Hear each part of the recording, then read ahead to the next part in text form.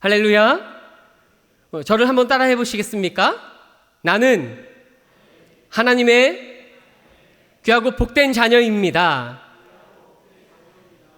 우리 한 번 더 따라 할까요?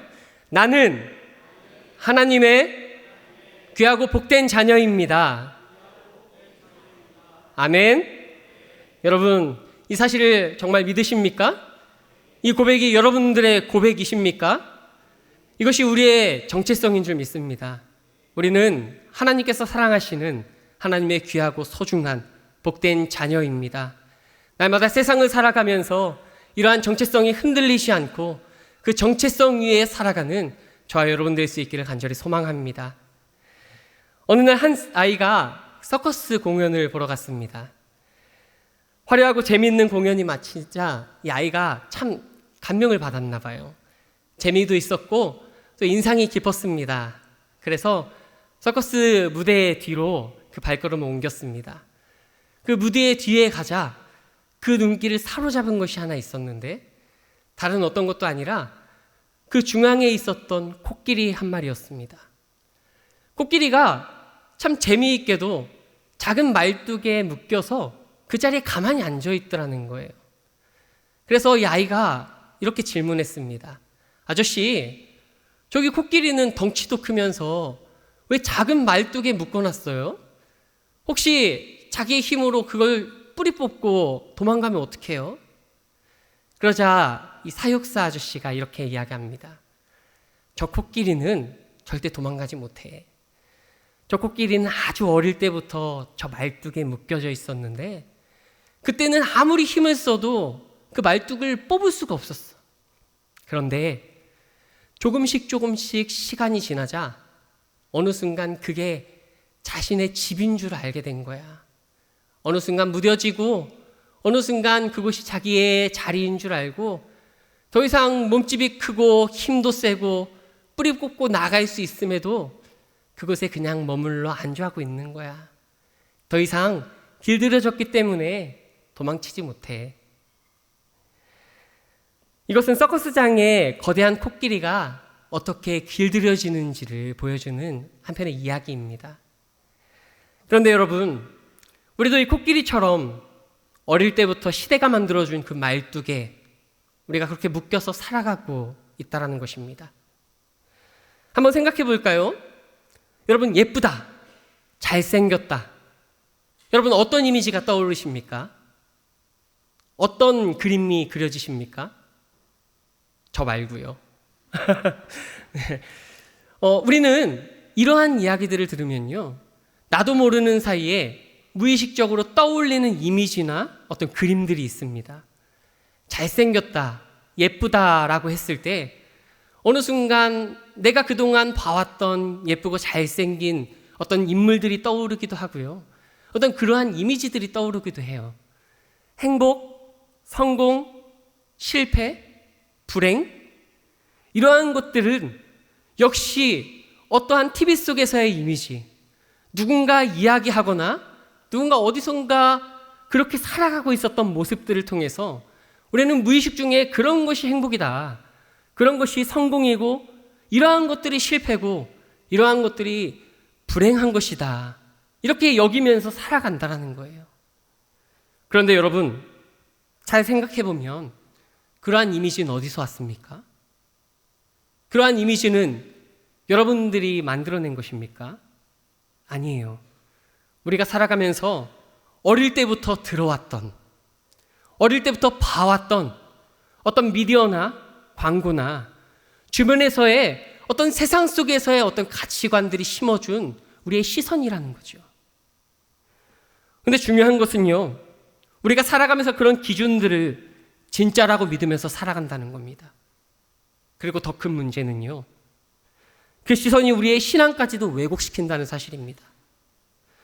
세상이 정해준 틀 안에서 우리의 신앙도, 우리의 예배도, 심지어 하나님의 말씀조차도, 나의 삶조차도 왜곡시켜버리고 그렇게 바라보면서 해석하고 그렇게 적용하면서 살아간다는 것입니다.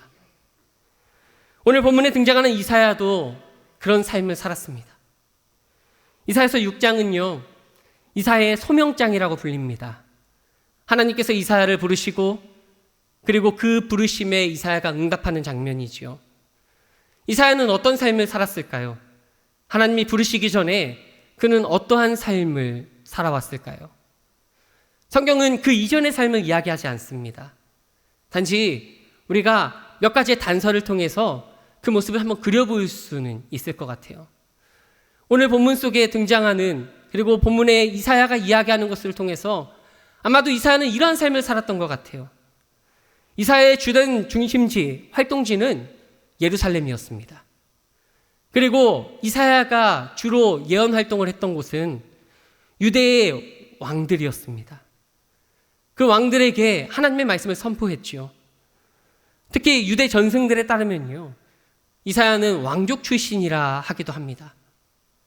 게다가 이사야서에서 나타난 그 세련된 문체, 이사야서가 이야기하고 있는 어떤 단어들을 보면 이사야가 그렇게 살아오다가 하나님의 부르심을 받은 것이 아니라 전문적으로 어떠한 지식들을 교육받았고 그리고 어떤 세상 가운데에서 그 민족 가운데서 엘리트층에 속했었던 인물이라는 것을 우리가 추정해 볼 수가 있어요.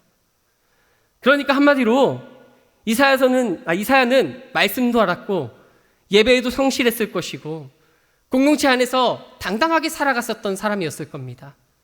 많은 사람들에게 인정도 받았을 거예요. 그리고 이사야는 그렇게 살아가면서 나름대로 이렇게 생각하지 않았을까요? 나는 적어도 이러한 상황 속에서 세상을 이끌 수 있는 어떤 지식도 가지고 있고 나는 저마다 다양한 사람들 속에서 잘 살아가고 있을 거야.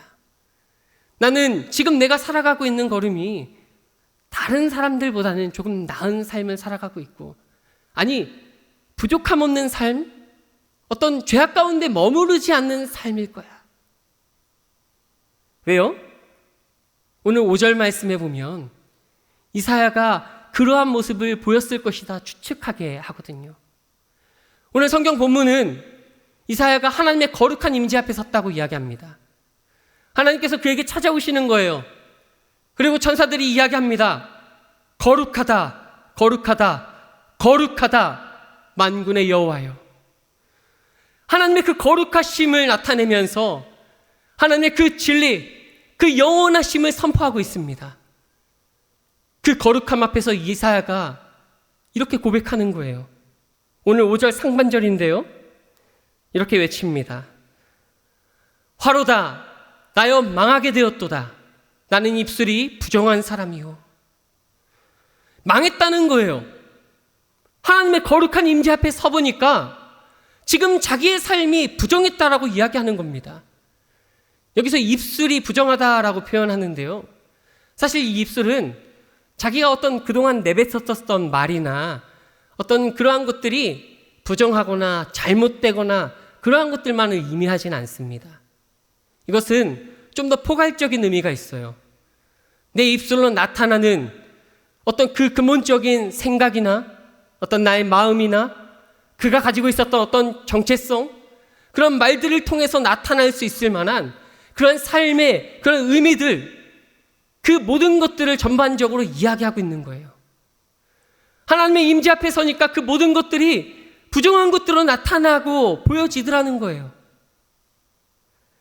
게다가 여기서 더 중요한 고백이 이어집니다. 하반절 말씀인데요, 입술이 부정한 백성 중에 거주하면서 이야기합니다. 이사야는 이 고백을 통해서 자신의 죄가 개인의 문제를 넘어서 시대의 전체의 영적 무감각함과 타성 속에 젖어온 그 안주함 속에서 나온 자신의 그 죄악이라는 것을 고백하게 되었어요. 그러니까 다시 쉽게 말하면 시대의 부정함의 흐름 속에서 나 역시도 벗어나지 못하고 있었구나. 나도 여전히 많은 사람들이 당연하게 여기고 있었던 것을 당연하게 여기고 살아가고 있었구나. 나 역시도 그 시대 속에서 많은 백성들과 별반 다름없는 삶을 살아가고 있었구나. 그것을 고백하고 있었다라는 거예요. 자신의 죄악이 시대의 죄악처럼 보여졌습니다. 시대의 죄악이 자신의 죄악처럼 보여진 거예요. 그렇습니다, 여러분. 하나님은 이사야에게 단지 행위를 보게 하신 것이 아니라 그동안 스스로가 옳다고 여겼던 그 시선, 정체성을 완전히 흔들고 계셨던 거예요.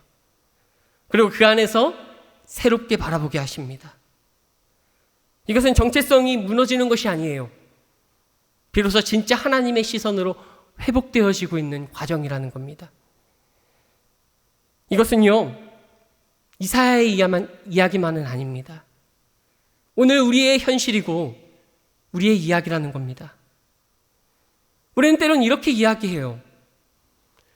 저는 그럭저럭 잘 살아가고 있는 것 같습니다. 제 삶을 보니까요, 예배도 열심히 드리고 교회도 빠지지 않고 잘 나갔어요. 저 기도 생활도 좀 열심히 했고 봉사도 어느 정도 했던 것 같아요. 그래서 그런지 목사님, 저의 삶을 돌아보면 딱 지금처럼만 되면 좋을 것 같아요. 자녀들도 어느 정도 다 취업해서 가정도 이루어서 나름대로 잘 살아가고 있고요. 경제적인 문제도 좀 어려움이 없이 이 정도면 먹고 살만해요.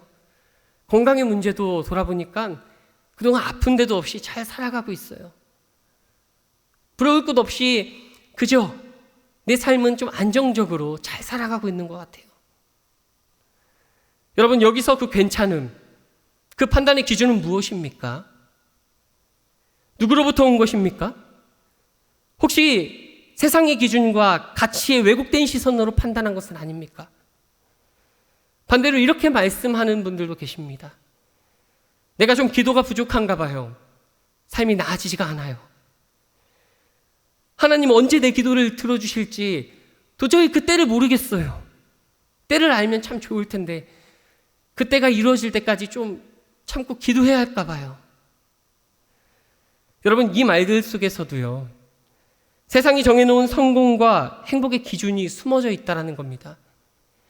우리는 그 기준으로 나를 평가하고 심지어 하나님까지 그 틀에 맞춰서 해석하려고 합니다. 어쩌면 우리는 믿음이 부족한 것이 아니라 처음부터 우리의 시선이 하나님과 맞지 않은 채 살아가고 있는 것일 수 있다는 거예요. 죄는 단순한 실수가 아닙니다. 단순한 어떤 행위가 아닙니다. 죄는 하나님 없이도 괜찮다고 여기는 마음입니다. 내 삶의 주인이 내가 되는 상태라는 거예요. 그 시선이 하나님의 시선이 아니라 그 시선이 여전히 나의 삶에 갇혀져서 세상의 기준에 물들어서 그 시선이 세상의 것으로 바라보게 되고 세상의 시선으로 나를 평가하고 세상의 시선으로 나의 삶을 바라보며 세상의 기준으로 해석하고 세상의 기준대로 살아가는 것입니다. 겉으로는 경건해 보일 수 있습니다. 예배도 잘 드릴 수 있어요. 봉사도 열심히 할 수 있습니다. 그러나 우리의 마음 깊은 곳에는 하나님 대신에 나의 기준, 내 방식, 나의 시선이 머물 수 있습니다. 우리는 그것을 하나님 앞에서 볼 수 있어야 한다는 겁니다. 저희 가족은 그동안 아이들과 함께 잠을 잤습니다.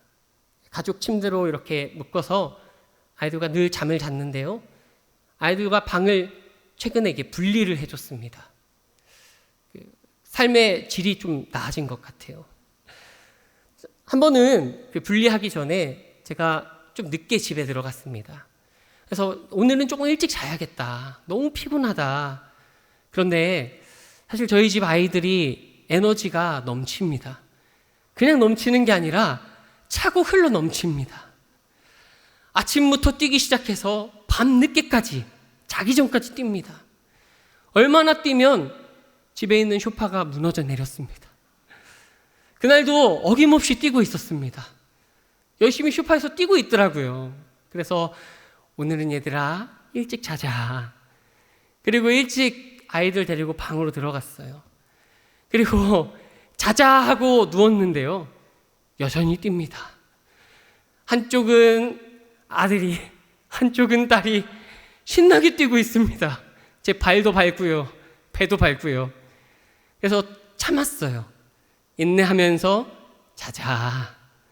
그리고 눈을 딱 감고 나 잘 거야. 자자 했는데 계속 말을 안 듣고 뛰더라고요. 그래서 눈을 딱 뜨면서 한마디를 하려고 했는데 제가 충격을 받았습니다. 원래 빛은 직선이잖아요. 과학의 법칙이란 말이에요. 근데 이 형광등에 내리쬐는 그 빛이 굴곡을 지더라고요. 내가 아는 과학의 상식이 벗어나네? 알고 보니까 아이들이 뛸 때마다 흔들리는 그 빛, 그 빛에 반사됐던 먼지 때문이었어요. 제가 생각했던 먼지, 그래 물론 이제 아이들이 뛰면 먼지가 많잖아요. 그런데 상상을 초월하는 거예요.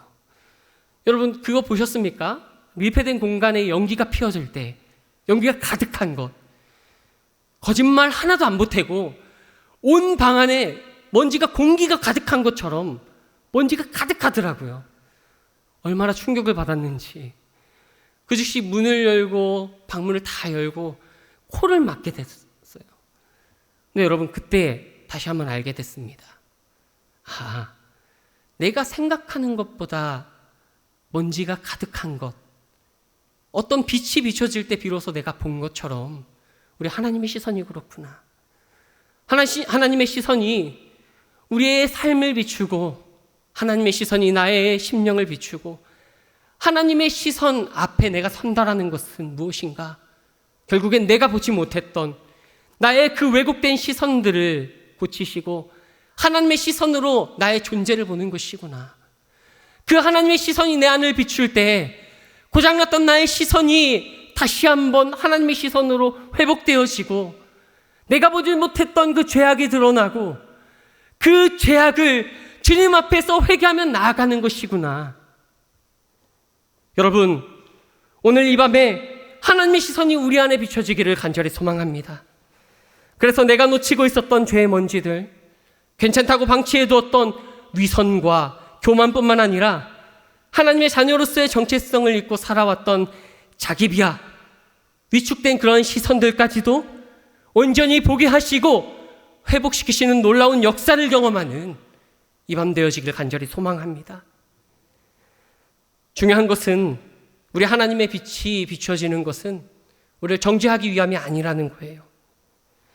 그 빛은 우리가 스스로 보지 못했던 죄를 보게 하시고 우리의 정체성을 회복시키며 다시 한번 주님의 자녀로서 살아가게 하시기 위해 비추시는 빛이라는 겁니다. 이사야가 거룩함 앞에서 자신의 죄를 깨닫고 무너진 자리에 우리 하나님 어떻게 하셨습니까? 오늘 본문의 6절과 7절 말씀해 보면 하나님께서는 침묵하지 않으십니다. 어떻게 하셨어요? 부젓가락으로 제단에서 잡은 그 핀 숯을 이사야의 입에 대십니다. 그리고 거룩하게 하시지요. 왜 숯입니까? 그리고 왜 입에 대셨습니까? 오늘 그 숯을 대셨다라고 할 때 그 숯을 이렇게 비유하는데요, 제단에서 가져왔다고 이야기해요. 그것은요, 하나님의 그 거룩하심의 숯, 그 은혜의 숯을 이야기하는 것입니다. 하나님의 전적인 자비하심과 그 거룩하심의 그 주권을 가지고 부정하지만 그 존재 자체가 하나님 앞에 죄악이지만 그것을 덮으신다라는 거예요. 말씀 앞에 우리가 섭니다. 그리고 말씀 앞에 우리의 죄악이 드러납니다. 내가 그 죄악 앞에 나의 그 죄를 보면 어떻게 할 수가 없어요. 하나님 앞에 고개를 들 수가 없습니다. 나의 존재가 의롭다 여겼던 모든 행위들이 다 부정한 것이 되지거든요. 그런데 하나님께서는요, 그 속에서 그 의롭다 하심으로 다시 한번 회복시키실 은혜를 더하고 계셨다는 거예요. 여러분, 이사야는 오늘 그렇게 하나님의 은혜를 입은 순간, 전적인 하나님의 은혜로서 덮어진 순간 하나의 음성을 듣습니다. 무엇입니까? 누가 우리를 위하여 갈고, 누가 우리를 위하여 갈고. 이 하나님의 음성이었습니다. 그러자 놀랍게도 이사야가 어떻게 대답합니까? 내가 여기 있나이다, 나를 보내소서. 이렇게 대답합니다. 왜 이사야가 그런 하나님의 음성을 들었을까요? 왜 누가 우리를 갈고 그러한 음성이 들렸을까요? 왜 하나님께서 하시는 그 음성이 그 순간 들리기 시작했을까요? 그리고 이사야는 왜 내가 여기 있나이다, 나를 보내소서 이렇게 고백하게 되었을까요? 그것은 그의 시선이 뒤바뀌었기 때문입니다. 더 이상 문제가 없어서가 아니었습니다. 하나님의 시선과 하나님의 마음이 거기 있기에 무엇을 해야 할지를 알게 되어진 거예요. 그런 것입니다. 내가 하나님 앞에서 회개하고 다시 새로운 존재가 된다라는 것은 그러한 것입니다.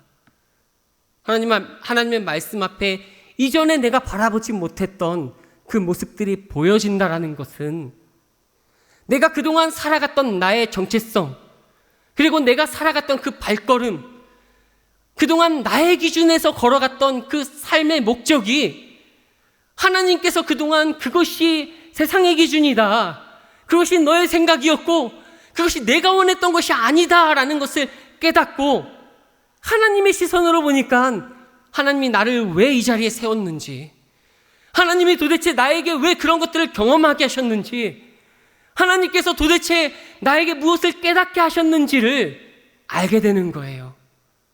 하나님의 시선으로 보니까 그제서야 보이게 되는 거예요. 왜 하나님께서 만나게 하셨는지, 왜 하나님께서 그곳에 두셨는지를.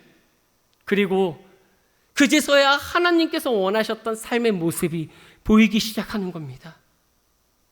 그리고 이사야는 그것을 들었기에 누가 나를 위하여 갈고, 누가 우리를 위하여 갈고, 그 소명의 그 음성이 들린 것입니다.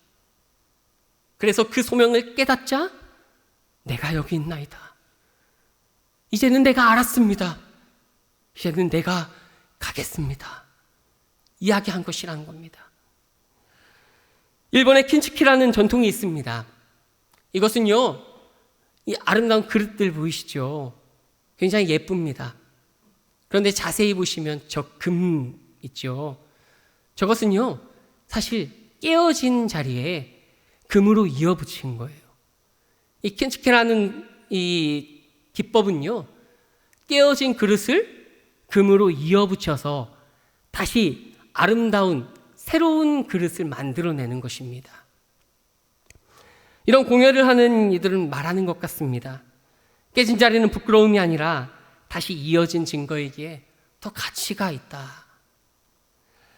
여기서 그 가치를 만드는 도구가 금입니다. 금은 상처를 덮는 재료가 아니라 그 상처난 자리에 더 큰 가치를 새기는 도구이지요. 금을 통해서 새로운 가치를 얻게 되고, 그것을 통해서 새로운 그 그릇의 용도, 그 아름다움을 경험하는 거예요. 우리 하나님의 은혜가 그렇습니다. 우리의 무너진 자리에, 우리의 죄악된 자리에 그것을 그냥 덮으신다라는 것은요, 그냥 이전에 너의 상처, 너의 부족했던 모습들, 그런 것들을 내가 이제는 잊지 않고 지금부터 새롭게 시작! 이것이 아니라 내가 그동안 잘못 살아왔던 그 아픔들, 그 부정한 것들, 그 죄악들을 그 은혜로서 새롭게 만드셔서 그것을 가지고 새로운 사명의 도구로 사용하신다라는 거예요. 이 부르심은 완전한 자를 찾는 외침이 아닙니다. 하나님의 시선 앞에 서서 자신의 진짜 모습을 마주한 사람, 그 시선 속에서 내가 누구인지를 알게 된 사람, 그리고 마침내 나는 왜 살아가야 되는가, 어디로 가야 되는가, 이제는 내가 내 자리에서 하나님의 뜻대로 무엇을 해야 되는가, 이것을 깨달은 사람에게 들려오는 하나님의 부르심입니다. 이사야가 그런 부르심 가운데 주님, 내가 여기 있습니다, 나를 보내소서 이야기했던 것처럼 오늘 이날 저녁에 나의 정체성을 새롭게 깨닫고 그 하나님의 거룩한 임재 안에서 나의 부정한 것들이 회개가 되어지고 회개함 가운데 새로운 정체성으로 주님 앞에 순종하며 그를 부르심 앞에 반응하며 나아가는 복된 시간 되어지길 간절히 소망합니다. 사랑하는 성도 여러분, 시선이 회복되면 정체성이 회복됩니다. 정체성이 회복되면 삶의 부르심이 들려옵니다. 그리고 부르심에 응답하는 순간 우리의 삶의 행동들이 달라지는 것입니다. 그리고 비로소 우리는 살아가야 할 이유와 방향을 가진 사람으로 다시금 일어서는 겁니다. 혹시 사랑하는 성도 여러분, 지금 삶이 무의미하다고 여겨지거나 아무 방향 없이 걸어가고 있는 그런 삶을 살아가시는 분들 계십니까? 또는 겉으로는 그럭저럭 잘 살아가고 있는 것 같은데 마음 한켠엔 설명할 수 없는 허전함과 그러한 공허함이 자리 잡고 있지는 않습니까? 신앙생활도 열심히 하고 사람들 앞에서는 괜찮아 보이지만 정작 하나님 앞에서 나는 누구이며 무엇을 위해 살아가야 되는가? 하나님이 나를 어떤 존재로 부르고 계시고 나를 지금 내 삶의 자리에서 어떤 삶으로 살아가기를 원하시는가? 그 질문 앞에 한 번도 멈춰서 본 적이 없다면, 그렇다면 오늘 이날 밤에 하나님의 시선이 여러분의 마음을 비추는 놀라운 역사가 일어나기를 간절히 소망합니다. 우리는 누구입니까? 하나님께서 사랑하시는 하나님의 거룩하고 복된 자녀입니다. 우리는 하나님의 시선 안에 있는 존재입니다. 우리는 우리의 죄와 상처, 성공과 실패를 넘어서서 하나님의 사랑 안에 다시 정의된 자들입니다. 우리는 하나님께서 부르시고 회복시키시고 보내시는 자들입니다. 세상이 정하는 기준이 아니라 하나님의 말씀하시는 정체성으로 살아가는 존재들입니다. 그러니 오늘 더 이상 흔들리는 세상에 발이 묶이지 않기를 바랍니다. 더 이상 자격 없다는 거짓에 속지 않기를 바랍니다. 하나님의 시선 앞에 우리의 모습을 드리기를 바랍니다. 그리고 믿음으로 고백하십시오. 주님, 저는 당신의 시선 안에 있는 존재입니다. 이제는 하나님의 마음으로 세상을 바라보며 그 길을 걷겠습니다. 주님, 제가 여기 있습니다. 주님, 이제는 내가 깨닫습니다. 주님, 이제 나를 보내소서. 이 고백이 오늘 이날 밤에 우리의 인생을 다시 세우고 우리의 인생을 다시 정립하며 우리가 앞으로 남은 인생을 주님의 뜻대로 살아가게 되어지는 복된 결단의 밤이 되기를 간절히 소망합니다.